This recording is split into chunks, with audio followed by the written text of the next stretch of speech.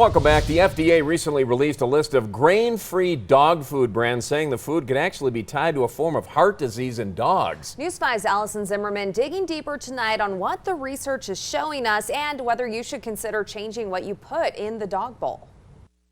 For the last few years, the FDA has investigated these cases. The most recent announcement of certain dog breeds being connected to this condition is what's making some pet owners second guess what they feed their dogs.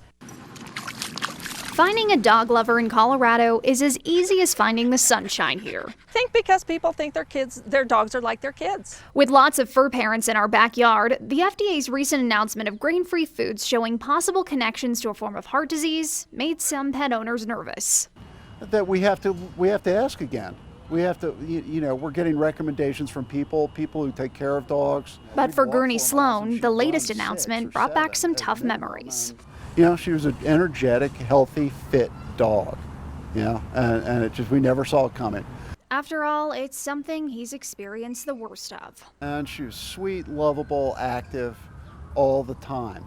About a year and a half ago, his family said goodbye to their dog Edie. When they took the Brittany in for ACL surgery, she didn't make it. Vet put her under, and instantly her heart stopped, and he couldn't bring her back. Turns out it was because of a heart condition Sloan didn't know Edie had, called dilated cardiomyopathy, where the heart expands, preventing blood flow. It's a condition the FDA now says could be connected to these grain-free foods people are feeding their dogs. Sloan fed Edie one of these brands for nearly her entire life. Oh, it was devastating, of course. Our dogs are our life. Good dog, okay. That's really what clued everybody into there being an issue, is that we were seeing more of these cases in animals that normally wouldn't have had that problem. This condition is typical in larger breeds, but not so common in dogs like poodles and Brittany's like Edie. There's a lot we don't know and a lot of things that we're still finding out now, obviously, that can be detrimental. Dr. Kevin LISENBEE says with certain diets, he's seeing this correlation and bringing it up with pet owners. The hard part about DCM is that it can actually be asymptomatic for a long time. But there are plenty of skeptics out there with the recent FDA report.